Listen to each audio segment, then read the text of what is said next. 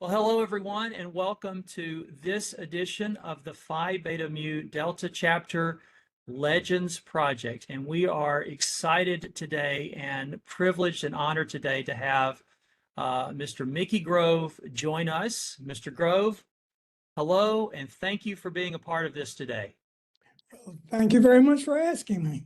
So for those who are unfamiliar with this project, the Phi Beta Mu Legacy Legends Project is an online archive that is working to preserve the wisdom and the experiences of Mississippi's most distinguished band directors. Through a collection of video interviews, this initiative captures their stories, their teaching successes, and their long contributions to music education in Mississippi to ensure that their legacy resonates with both current and future generations of band directors. And my name is Craig Arhus. I am one of the associate directors at Mississippi State University, and it's my pleasure to be able to host this today. I'm a past president of the Delta chapter.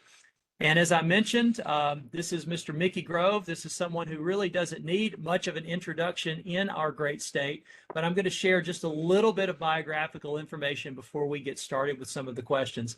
So Mr. Mickey Grove began his instrumental music training in Jackson and continued at Hinds Junior College, Texas Christian University, and the University of Mississippi.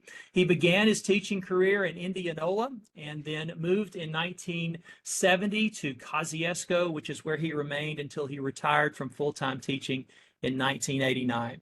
He has held staff positions with numerous drum corps in the region and has been involved in church music with a number of churches over his career.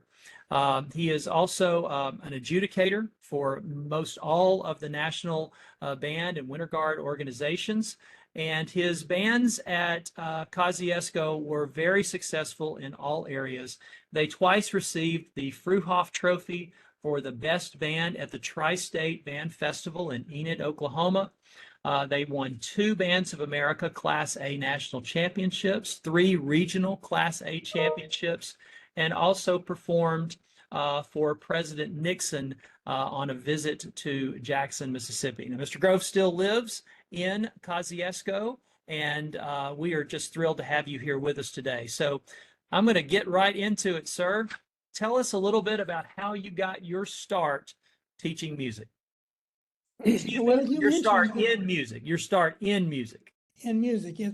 Well, you mentioned where I started band. I was went to Bailey, went to Jackson Central, went to Hinds, and so I had always had an interest in music. Believe it or not, my grandfather, who was a railroad man actually with the Texas Pacific, played in a community band. And as I was growing up, I used to go to rehearsals with him. And there was something in my mind that I said, I'm going to be a part of this, Now, I ended up being a percussionist.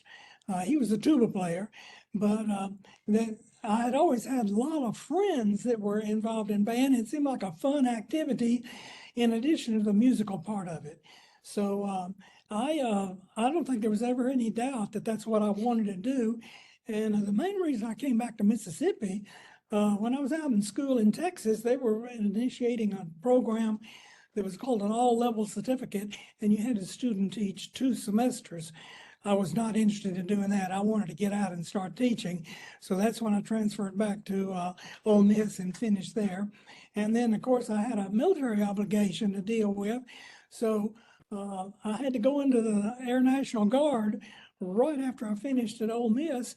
And when I finished basic training, I got out. This was in late August, early September, and there were no jobs available.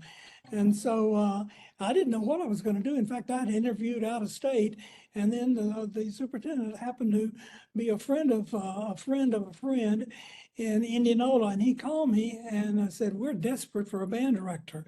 So that's why I ended up in Indianola, and I felt like it was a perfect fit, and probably would still be there because I enjoy the Delta. But as the program in Kosciusko opened up, I could see a chance for more growth, larger numbers, everything about the band program.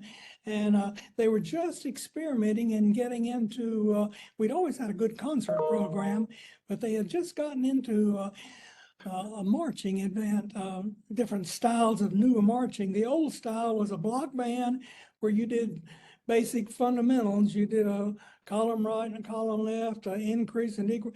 Well, that bored my kids, and I found that it was to keep the kids interested. I wanted to change the style. And actually, while everybody thinks that the style that it's gone to is new, it really is not. This comes from the old English tradition of the company front. I mean, when they did Troop in the Color, the early marching styles, before we did a pageantry type show, involved marching a measured step in a straight line and doing maneuvers over that. So that's where it grew out from there. And then my experience with the drum corps, I found that entertainment entered into the marching activity. Sure. And I found that that was one of the best things to do. How do you, your football team had a good crowd for you, you had a good audience, but could you entertain them so they enjoyed the halftime as much as they did the football game? So that's where we gradually evolved with the more of the entertainment factor Sure. rather than just block band or just pageantry. Well, let's go back just for a second. You as you said, you started your career in Indianola. Tell us a story from those early years of your teaching career in Indianola. Well, I think one of the most interesting things was the Delta is very different. The social strata is different out there. And I realized that we needed some support to help with some of our projects with a band. And I was interested to see that we had a band mothers club. Okay. We didn't have daddies. They were all planners out in the farm. And it was a band mothers club. So that was kind of revolutionary when I said, we need to get the dads involved, and sort of do that because we needed to build props. Well, the mamas didn't build props very well, But so it was a gradual process of bringing the dads into it, which they were really active and a part of it from Indianola. And that was the biggest thing that I had to realize that the Delta was socially a whole different place. Well, Sure. I always joked and said, we didn't have farmers, we had planters. Planners. Okay. They were planners, not farmers. And everything was all just so as far as socially. And that was where we were able to expand. The Delta had a very fine music program, a lot of good bands in the area. And that was where my first association with an orchestra, the Greenville Symphony Orchestra, was very active. And so I started participating in that and got a different aspect, I guess, of ensemble music by having the strings in there too. Well, that's very interesting to hear you talk about the version of the Booster Club being just the moms at first, and the idea that it was sort of revolutionary to have the dads become involved too, because now when we look at our modern booster clubs, it's both, and they all have these very unique and very detailed roles. But that's interesting and probably very good for the program as you were building it, that you were able to bring in those dads to do those things, as you said, like build the props and do some other things as well. Yes, I don't know anybody now that has just a band mothers club.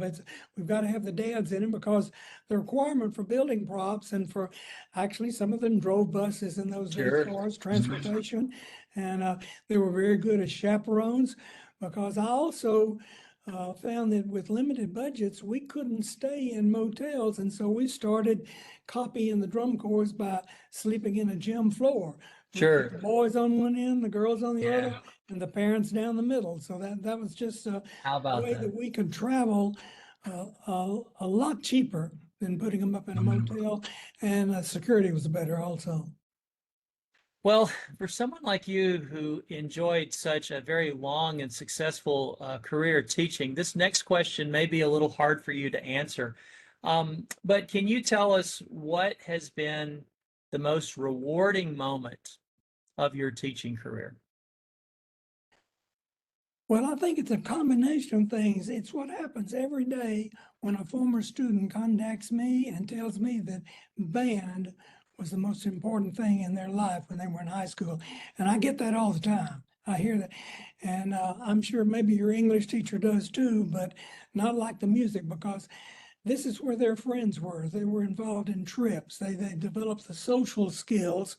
Uh, and that's something that is not taught by a lot of organizations now. It's the getting along with others, Sure. the certain thing, the do's and nots. And so I think it's the most rewarding is to have these former students contact me. And this happens on a regular basis about them saying that band, those 4 years in high school band were so outstanding. Oh, that's great to hear. And I can imagine that you probably do get that all the time, whether it's somebody reaching out over social media or it's someone that you run into in Walmart, you know, you because there's a lot there. And it's interesting as I've done some of these interviews and I've asked that question. That is similar to what others have said, like the rewarding things are the impact that they had on their students, and that's students that maybe went on into things that they other than music, but then also those who went on and decided to make careers out of music too. That's wonderful. So, Mr. Grove, over your time as a teacher and your activity, in retirement too, you've seen a lot of things in the music education profession. What advice would you give to the next generation of music educators, those who are considering a career in music or those who are maybe in the early part of their teaching career right now? Well, I still think when you go down to it, it's perfection of your art. In other words, if it's in marching, if it's in playing, if it's in color guard, whatever it is, be the best and Mhm. absolutely seek out the instructions that you need for that.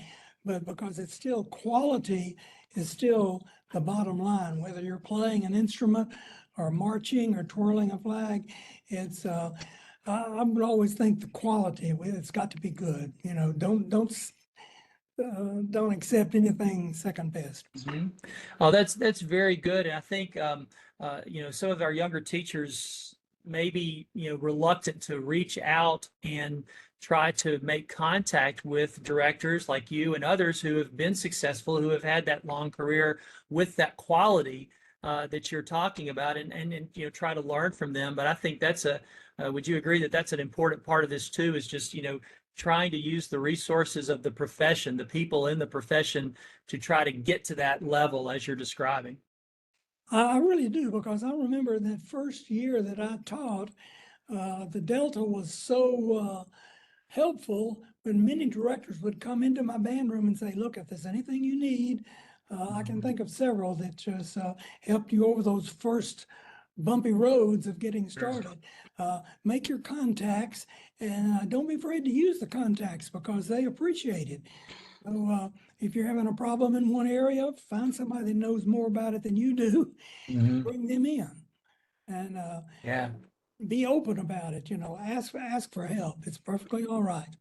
And I think, the things that you just described that helped you early in your career, I think those are probably still the same today, that the directors are generally very willing to share and very willing to work with the next generation of music educators because they, all of us at one time or another probably benefited from that mentorship from people as we started teaching. So that's good.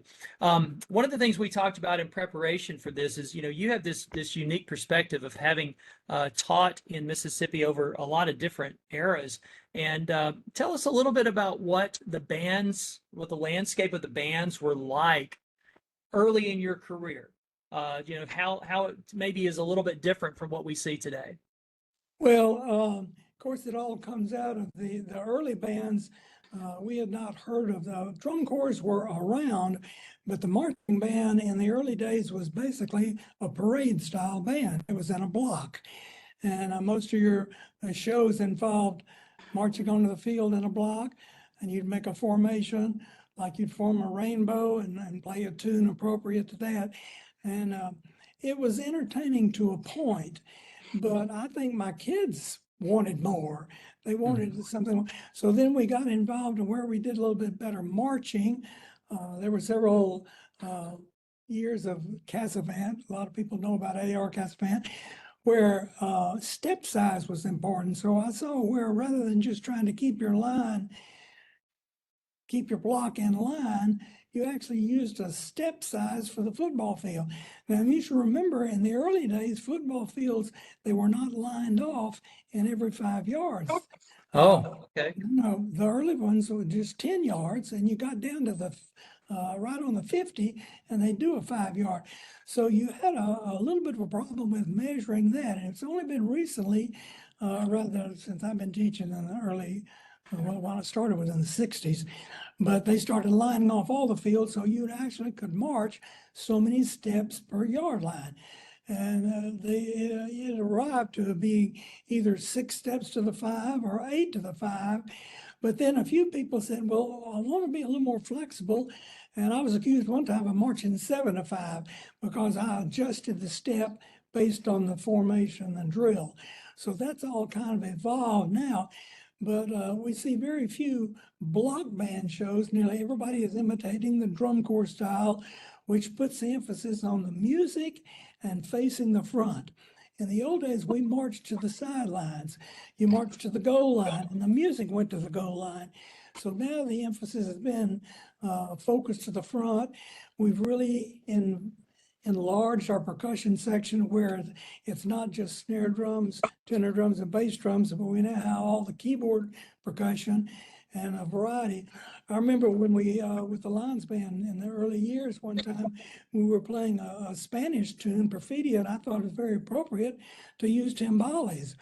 Well, I met much resistance with adding something to the battery besides a snare drum, a bass drum, or a tenor drum, because we want to add, well, now you see everything. It looks like the kitchen sink out there, everything, every kind of percussion.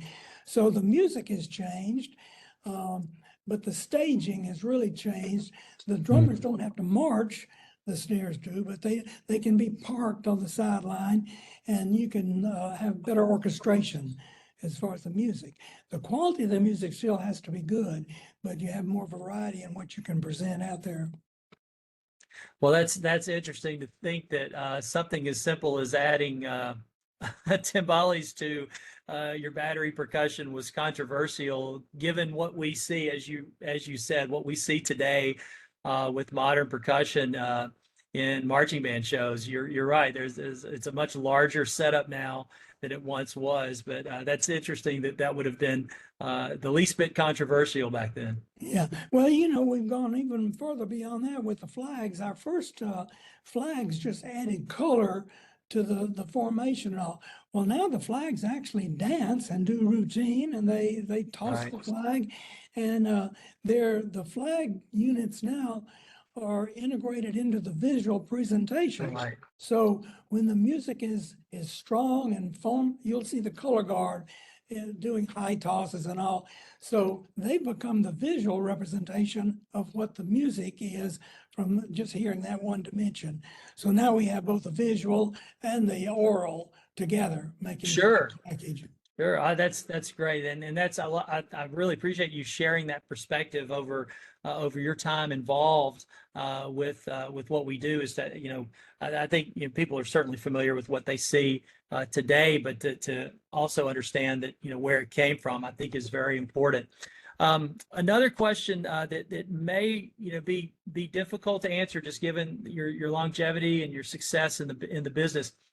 Is there a particular performance or a particular event in your career that stands out as being especially meaningful to you? Well, there's several, but I think the high point was when we took a band from a little town in the South up into the Midwest and competed against all the United States when our first entrance into what they used to call BOA, Bands of America. And of course, we were just a small town that nobody could pronounce. They mispronounced us all the time. But the fact that we were able to hold our own with some pretty competitive groups up at Whitewater, Wisconsin, that really stands out in my mind. And the fact that they actually have made a video that's available from Bands of America that stresses and shows the organization and beginning of both the large bands and the small band. The large band was Live Oak, California, and we were the small band. And the fact that we won the A division up there and held our own against all these other programs that were so Sure. strong, they all of a sudden found out that the South has numerical numbers too. We can compete numbers wise and with the guards and everything. So I think the Whitewater, the winning of that was a high point. It really was. Well, and I suspect that for this, not just for you, but I suspect for the students who were in the band that year, that is something that has stayed with them over the course of their lives as being significant. Because I think that, you know, all of us, if we're involved in something, it's nice to have the opportunity to involve yourself in something that really does it at the highest level. And to be able to go and compete at that on that national stage in a different part of the country, I am sure is something that the students who are in that band continue to have that memory as well. Well, you know, and it taught us more than just the performance. We learned how to work as an intact group. We learned how to travel. We'd never been out of the state, and yet we go into Wisconsin, and so we learned how to travel. We learned how the students learned how to clean up after themselves. We learned about maintenance. It was just a lifestyle that we learned how to participate in, and now they just take it for granted. They think, well, everybody does that. No, we have never slept on a gym floor. We never had to clean up the little drains. All of this, plus the fact a lot of them had never been away from home. And Oh, sure. we were gone about 10 days, and so we had some young people that really grew up on that trip. So definitely some musical and some social benefits to well, just participation in general, but specifically on an experience like that. That's part of growing up, and that's part of life. Yes. Well, we've kind of had some different questions in some different areas, but I also want to give you the chance to just talk about something that may be particularly important to you. What is there something else that you would like to add to our conversation that you'd like to share with the people watching that maybe we haven't covered so far?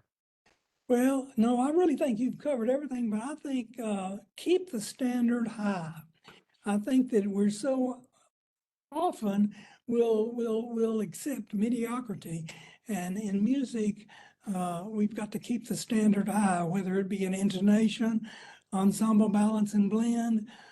Just all of things, everything about music requires the utmost attention to detail. Oh, there's just not much of a margin for error in this in the musical side of things. That's very, very good advice.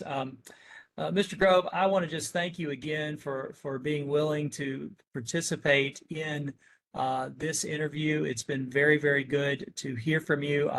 I've done a few of these, and I've learned so much from talking to the folks who have been willing to do this, and today was no different. Just the chance to hear really someone who is just widely acknowledged as one of the legendary directors in our state. And I think it's great that now people will get a chance to hear a little bit more about how you got started and some of the things that you did over your career and just some of your thoughts about music and the profession in general. So I just want to say thank you very much for being willing to do this.